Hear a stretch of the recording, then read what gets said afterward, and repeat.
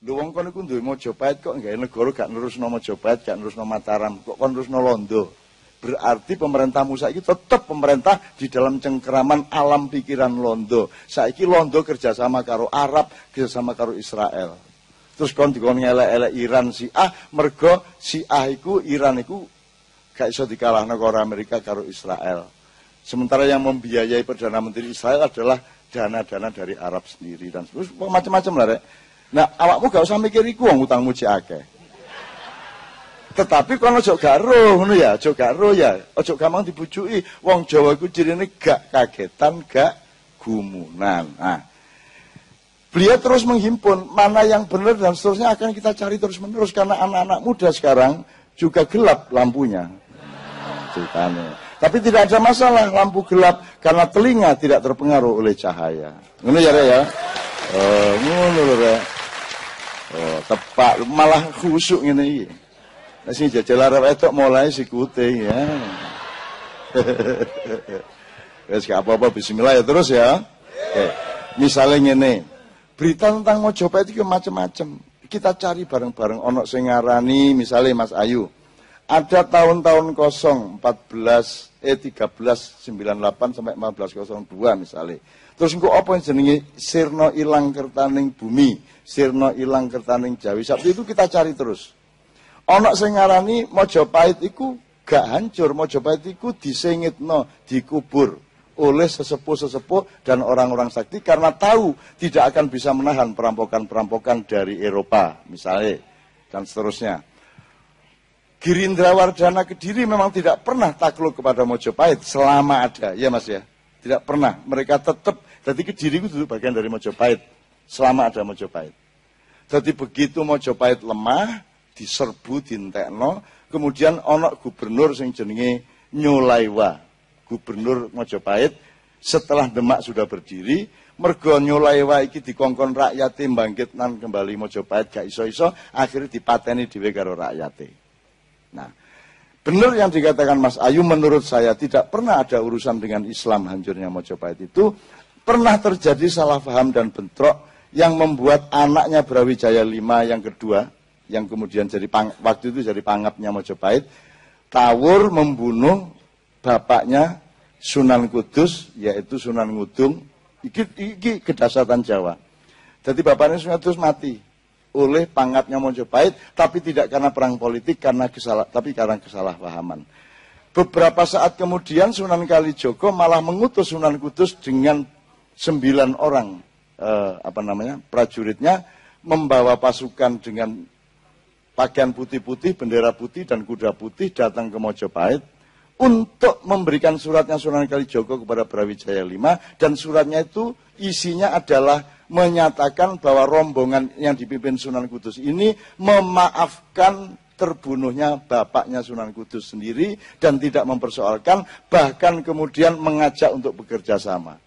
Dan pada saat itulah mulai banyak orang-orang keraton Mojopahit yang masuk Islam. Sampai akhirnya bojone Brawijaya sing paling ayu, sing diimulbu Islam, terus dipegat karo Brawijaya, terus dirabi karo Sunan Kudus sampai akhir hayatnya. Jadi Maturun janan. Assalamualaikum warahmatullahi wabarakatuh. Saat temene waktu budal mang aku wis kepingin gak budal. Soale ana Cak Nun, ana Ki Ngabai aku Sunyoto. Muga-muga jenjiten.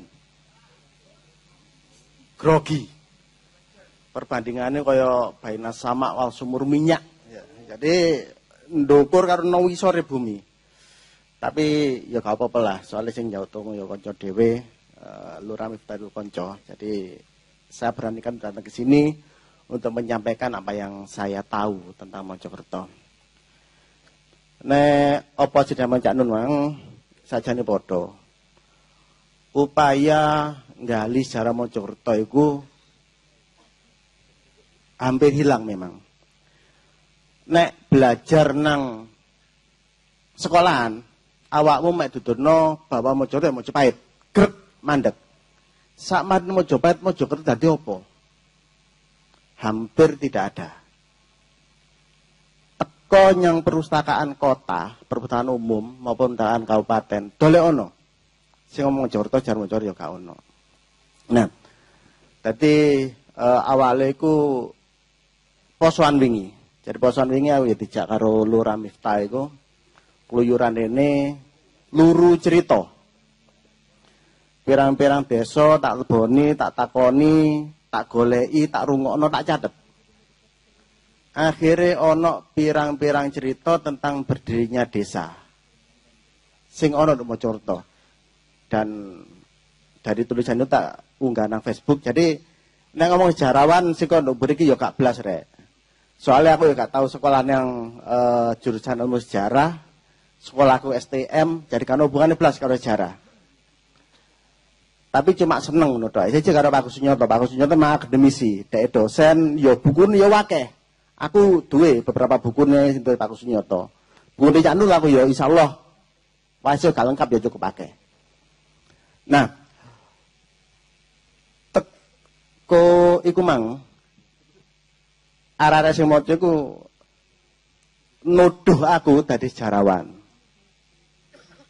Ya sampai ditulis iku mang. Saya sejarawan sing kayak gelar ya Facebook iku Cak Nun, duduk sapa-sapa, tapi ya sembul lah sakarepmu. Aku nggih padha Cak Nun gelar ono apa gak peduli. Tapi sing jelas ngene, Mojokerto iku luar biasa rek. Kudu ngedek atine arep Mojokerto. Luar biasane apa? Ojo mung ndelok Mojopahite. Mburine ku ya ana Erlangga. Ana bapakane Erlangga, Darmawangsa Teguh. Salah satu raja sing wani ekspansi metu teko Jawa iku awale ku ya Darmawangsa Teguh iku. Nduk endi? Ya nduk Gunung Penanggungan. Nduk endi? Ya nduk Pemandian Jolotundo. Artinya apa? Artinya Darmawangsa Teguh, Erlangga, sampai Raden Wijaya bangun kekuasaan, bangun kerajaan Telatah Mojokerto. Ya teman Jombang, biyen Mojokerto teman Jombang tadi situ. Iku juga yo gak ngawur, artinya yo melalui tirakat, melalui penelitian dan semacamnya. Intinya Mojokerto luar biasa. Sejak awalnya. Nah, tapi kenapa kok sawise Mojopahit sebagai peradaban terakhir yang terbesar di masa lalu itu karena Mojokerto.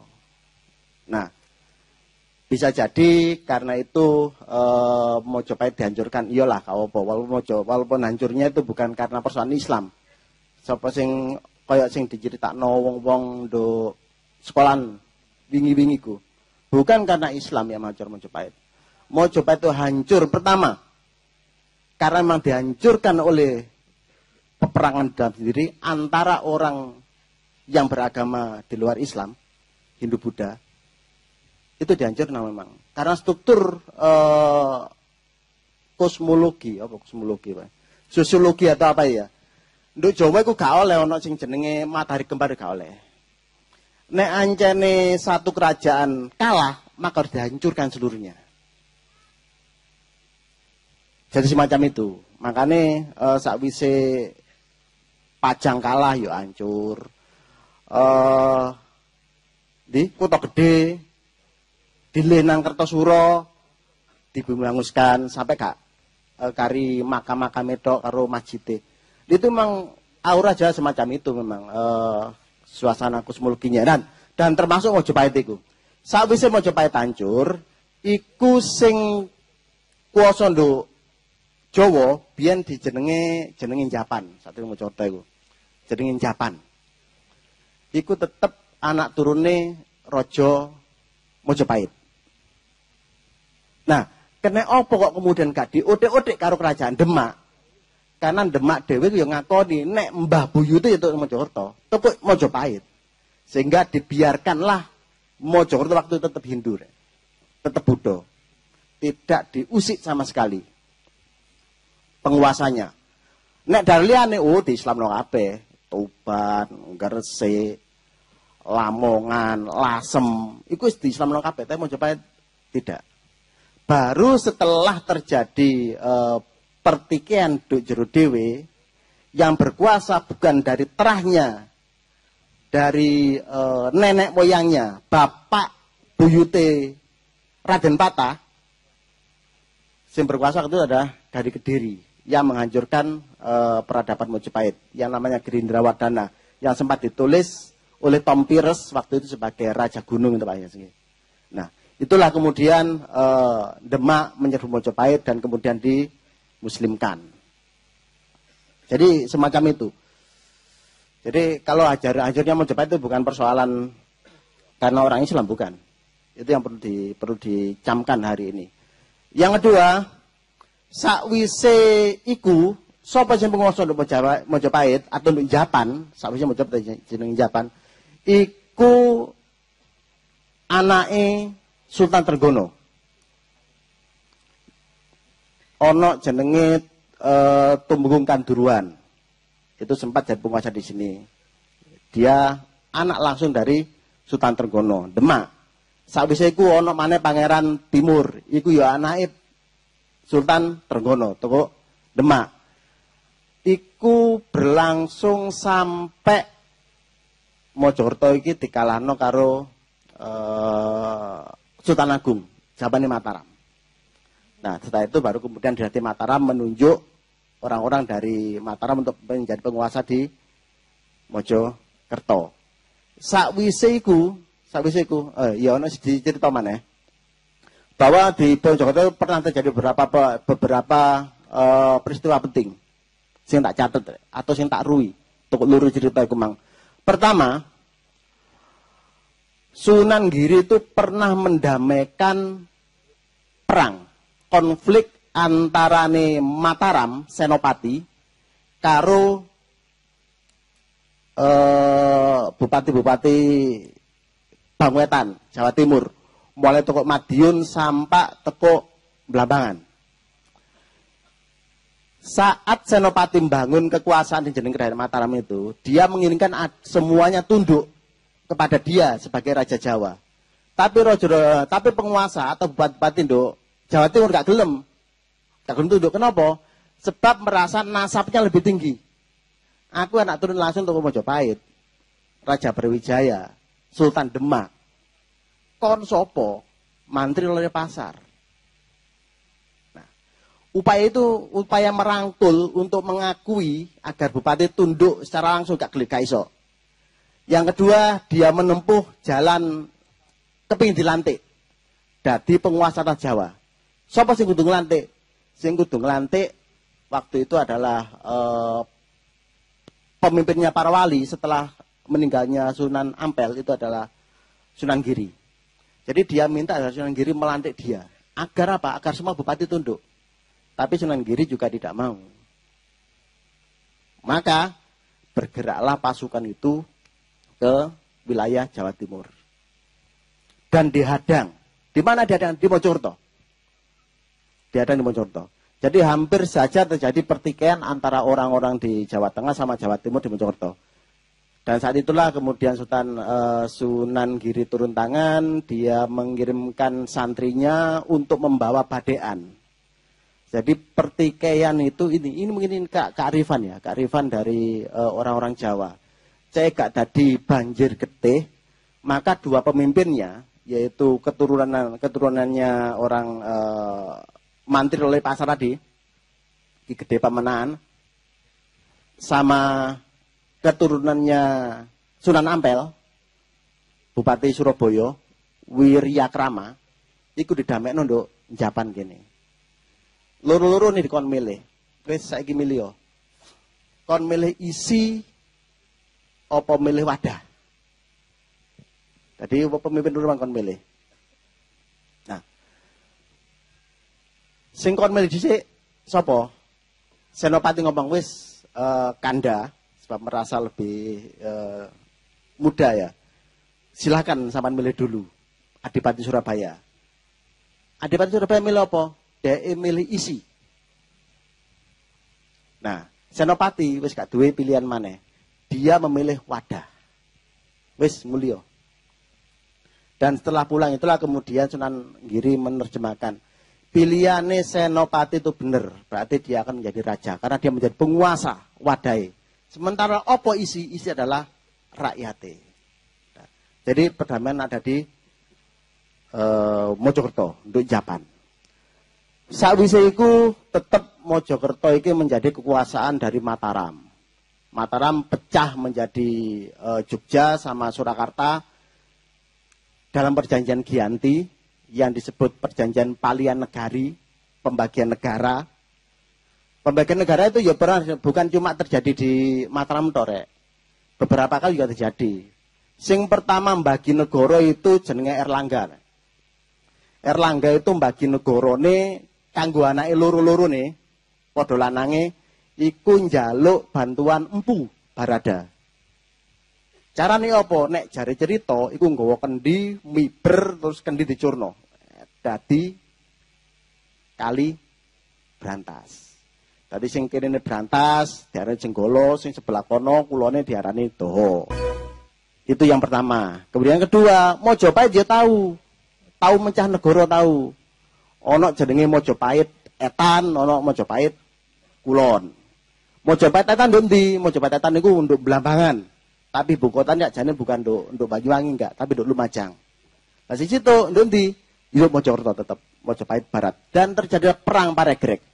Dan itulah awal mula dari kehancuran Mojopahit. Itu kedua. Baru ketika ada perjanjian Palian Negari itu, masane Mataram itu. Jadi pecah belah iku koyo wis dadi sote Gusti Allah. Terjadi pemecahan negara itu. Semoga-moga lah Indonesia gak pecah maneh. Nah, sawise iku Jawa, Mojokerto utawa Japan iki melok dielokno karo Londo, soalnya sing gawe perjanjian iku Londo rek.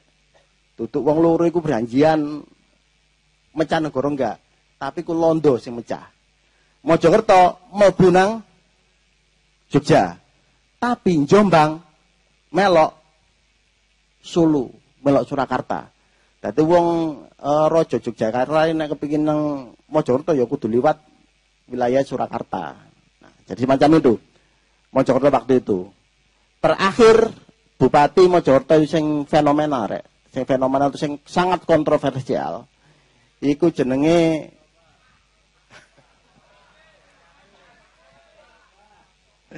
iya tutu. Ono bupati ku Mojokerto sing sakwise lair dari bupati tahun 1806. Iku lair dari bupati sakwise perjanjian Palian Negari iku.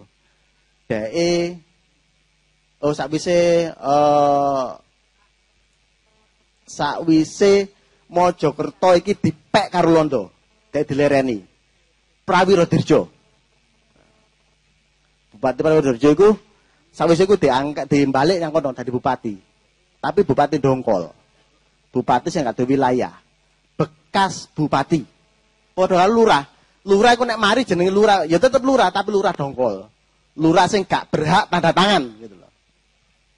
Nah, ya lurah dongkol. Lah ono maneh biyen bupati dongkol gitu. Nah, sawise dongkol itu dia bersahabat baik dengan Diponegoro. Dia dianggap orang yang sangat luar biasa waktu itu karena dia paham akan angger-angger. Angger-angger itu undang-undang Janun, undang-undang Jawa. Dia paham dengan administrasi juga sehingga dia diangkat sebagai patih nduk kerajaan Yogyakarta. Jenenge Patih Danurejo III. Iku koncone plek karo Diponegoro. Tapi sakwise pecah perang Diponegoro, wong loro iku musuhan temen. Jadi musuh bebuyutan Diponegoro ya bukan cuma Londo, ya Patih Danurejo iku mang. Mantan apa? Mantan Bupati Mojokerto. Nah, sakwise itulah kemudian sejarahnya ditulis karena apa? Karena wis kecatet. Sebab apa? Sebab ono bislip sawise Mojokerto melok Londo tahun 1811. Itu baru kemudian ada runtutan bupati sing koyo nduk ditulis nduk kantore bupati saiki. Nduk Pringgitan iku ono nama-nama bupati sampai mulai pertama Aryo Prawiro Dirjo sampai yang hari ini adalah Mustafa Kamal Pasha itu. Ono kabeh. Itu sawise Mojokerto dikuasai Londo. Nah, jadi itu sejarah singkat tentang Mojokerto. Insya Allah kita akan terus menggali itu dan dongakno buku iki iso nang terbit Konco-konco nom nduk Mojokerto itu mungkin termasuk bojone Mbak Nia barangnya iki sedang menggagas untuk menulis sejarah Mojokerto itu. Ya, jadi itu. Mengenai ruwah desa Cak Nun. Aku malih zaman biyen, iling zaman biyen cilik-cilikan biyen. Waktu cilikanku biyen iku ruwah desa iku kaya iku gak pas dina ruwah, wulan ruwah. Dadi biyen ana sing jenenge ruwatan, ana sing jenenge ruwan. Nah, ruwatan iku biasae kanggo memperingati hari lahirnya atau dina mbabate desa iku. Nah, nek ruwan iku jelas kanggo mbreseno awak persiapan nyanggulan poso. Tapi gak ngerti, mungkin Pak Agus Nyoto ngerti lah, paham. Kenapa kemudian digabung jadi satu. Jadi ruwah desa itu. Ruwahan, ruwatan, sedekahan. Karena ada bancaan nduk kuno. Nduk medali iki jujur tak acungi jempol. Kenapa? Karena mang sing jarene kenduran bareng iku aja ono. Bukan cuma wayangan, bukan cuma apa, bukan cuma itu, tapi aja ono kegiatan sing sifate koyok zaman biyen aja ono. Bahkan nek posoan aku aja ndelok aja iso nyakseni nduk kene iki aja ono wong nduk langgar-langgar nggawa kitab maca kitab terus nduk ngarepe ku ono bapak-bapak ono ibu-ibu sing ngrungokno kitab kuning. Jadi saya yakin di banyak desa sudah tidak ada. Sudah hilang. Dan ketika mereka datang apa? Ya nggawa panganan dhewe-dhewe. Ki takjil, jadi takjile sing nyediani dudu desa, dudu langgar, tapi nggawa dhewe-dhewe. Dipangan bareng. Nah, iku hebate medali. Nah, nek nurut ceritane medali iki Pak Gus Nyoto ngomong medali ya ono zaman Mojopahit. Iyalah, enggak apa-apa. Walaupun saya masih belum menemukan keterkaitan iku. Medali iki nek nurut ceritane wong kene, iku sing babat adalah gagak seto. Gagak iku ireng, seto iku putih. Ngoten nggih. Nah, gagak seto sing bangun, sing babat desa kene sawise sampai dadi desa medali iki. Dan saiki makame ana nduk Pogore ngono rek. Makane Pak Lurah biyen, Pak Lurah iki ya, cerita aku, nek kepin dadi lurah medali, kudu sowan ziarah rono. Nek gak rono gak iso bakal dadi. Nah, itu sebagai bentuk penghormatan kita terhadap para pendiri desa tersebut. Dan yang terakhir yang saya sampaikan terkait dengan apa yang disampaikan Pak Agus Nyoto. Pasaran, limo, ponco, napa? Ponco napa? Pancawara. Mulai paing, pon, wage, kliwon, legi. Nah, nek awakmu urip nduk tahun 80-an nduk Mojokerto kene, ya, iku mesti eling nek dijak makmu, bapakmu, aku gak jeluk papi mami kok seneni kok. Dijak makmu, bapakmu utawa digendong mbokmu nang pasar. Pasar iku ramene mesti ana pas dina pasaran. Saelingku nek aku biyen urip nduk Brangkal, iku pasar Brangkal iku pasar wage. Nek pasar dina apa Cak Ibul? Pasar paing. Nah, struktur perekonomian waktu iku, pasar iku ana 5 rek, mesti ana 5. Pasar pon, pasar kliwon, pasar legi, pasar paing, situ pasar wage. Nah, sing dadi pusat adalah pasar kliwon. Mesti wis golekane lah, nek biyen ngerti ngono. Makane ben pedagang kok jenenge wong bangkelan. Wong bangkelan iku pedagang sing melok uterane pasaran. Uterane pasaran. Waktu wage ndek pasar Brangkal. Waktu paing ndek pasar Dinoyo. Lah ngono muter sampai pasti ana pasar 5 sing tengah-tengah adalah pasar kliwon. Itu mesti. Sul Jawa nduk ngono. Perekonomian Jawa. Jadi mereka juga tetap menggunakan hitung-hitungan sebagai pasaran untuk mencari rezeki.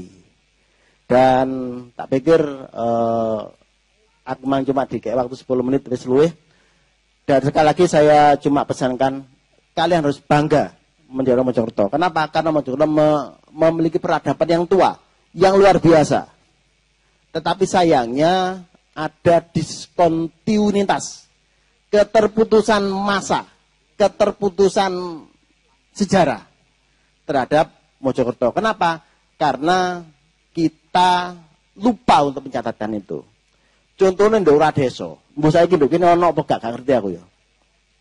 Ruwa Desa biyen niku rek, ana wong tuwek sing dituakan nduk kampung kuno ngomong cerita sing dirino desa iki Pak A bla bla bla bla bla. Sing dadi lurah mulai dari kene si ACB sampai sih sampai terakhir. Iku biyen ana. Dan itu dilakukan secara tutur. Diomongno, tapi saya nggak dicatat. Sehingga kemudian hilanglah sejarah desa-desa itu. Dan gak ngerti dari ono ngono apa enggak ya karo. Tapi sing waktu aku cilik ben tahu krungu ngono, tahu ndelok wong cerita wong tuwek terakhir diujubno nanti dongani. Sadurunge mangan tumpeng dan bebarengan iku. Muga-muga di desamu aja ono, nek aja ono rek aja lali tulisan. Sebab nek ditulis pasti akan hilang. Dan kekayaan-kekayaan lokal semacam itu harus kita bangun sebagai fondasi untuk membangun peradaban, untuk menumbuhkan identitas terhadap diri kita dan tentunya nanti pada anak cucu kita masing-masing. Saya pikir itu mohon maaf jika ada kekurangan. Wallahu muwaffiq. Wassalamualaikum warahmatullahi wabarakatuh.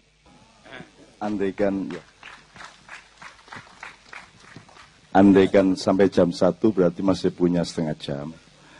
Pak Agus, kalau masih ada beberapa hal yang mungkin ditambahkan barang beberapa menit, ya. Tentang gini caranya rek. Nek awakmu gak ro masa silammu, gak ro mbahmu, gak ro buyutmu, kon gak ro awakmu. Nek kon gak ro awakmu, kon gak ro menene kon ya apa? Lah ngono sih. Pengetahuan kita mengenai sejarah berarti adalah pencarian atas diri kita sendiri. Nah, apakah yang dikemukakan Pak Agus benar atau salah, yang dikemukakan oleh Mas Ayu benar apa salah, atau mungkin kalau saya ngomong benar apa salah, enggak sih. Tapi kita bersama-sama goleki bareng-bareng sampai nanti ada resultan-resultan yang kira-kira paling rasional. Tapi pokoknya saya digoleki terus. Nah, barangkali ada beberapa hal yang Pak Agus mungkin versinya agak berbeda atau infonya agak berbeda. Ini sedikit Pak.